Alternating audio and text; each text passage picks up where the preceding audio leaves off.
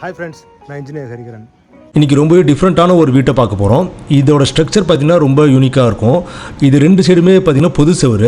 So நம்ம வந்து இங்கே பொது சுவராக வச்சு நம்ம புதுசாக கட்ட போகிற பில்டிங்கை பண்ண முடியாது. ஏன்னா இதோட குவாலிட்டி எப்படி இருக்குன்னு நமக்கு தெரியாது. ஸோ இந்த பொது சுவரை ஒட்டியே நம்ம வந்து புதுசாக சுவர் எடுக்க போகிறோம். பட் அந்த கேப் பார்த்திங்களா ரொம்ப கம்மியான ஒரு கேப் தான் இருக்குது. 1 feet தான் அந்த கேப் இருக்குது.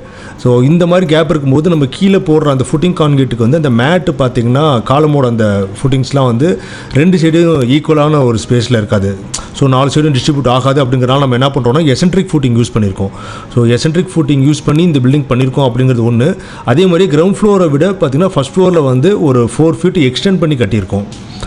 கிரவுண்ட் ஃப்ளோர் வந்து உள்ளே இருக்கும், ஃபஸ்ட் ஃப்ளோர் பார்த்திங்கன்னா 4 feet வெளியே இருக்கும். ஸோ அதுக்கு நம்ம எப்படி காலம் பண்ணோம், எப்படி பீம் பண்ணோம் அப்படிங்கிற டீட்டெயில்ஸும் நான் சொல்கிறேன், வாங்க பார்க்கலாம்.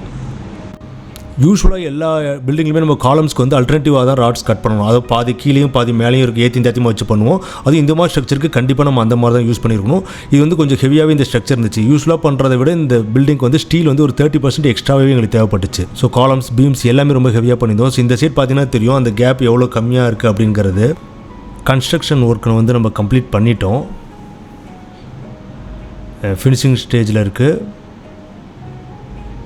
ஸோ இங்கே பார்த்திங்கன்னா யூஸ்வலாக பார்த்தோம்னா நமக்கு பில்டிங்கில் பார்த்தீங்கன்னா வெளியில் வந்து பால்கனி கொடுப்பாங்க. இந்த 4 feet நம்ம எக்ஸ்டெண்ட் பண்ணுறோம் இல்லையா, ஸோ அந்த மாதிரி இருக்கும்போது பால்கனி வந்து நமக்கு கொடுப்பாங்க. பட் நம்ம என்னென்னா மேலே வாலே நம்ம எக்ஸ்டெண்ட் பண்ணியிருக்கோம். மெயின் வாலே வெளியில் இருக்குது.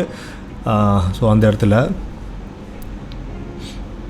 ஸோ அதனால தான் வந்து நம்ம ஸ்ட்ரக்சர் வந்து ரொம்ப ஹெவியாக போகிற மாதிரி இருந்துச்சு. ஏன்னா கீழே கிரவுண்ட் ஃப்ளோரோட மெயின் வால் வேறு இடத்துல இருக்கும், ஃபஸ்ட் ஃப்ளோரோட மெயின் வால் வேறு இடத்துல இருக்குது. வெளியில் இருக்கிறது வந்து ஒரு ஷாப், அந்த ஷாப்புக்கான ஸ்டோர் இங்கே கொடுத்துருக்கோம். கிரவுண்ட் ஃப்ளோரில் ஒரு காம்பேக்ட் ஹவுஸ் பண்ணியிருக்கோம். ஹால் அண்ட் ஃப்ரெஞ்ச் விண்டோ பண்ணியிருக்கோம்.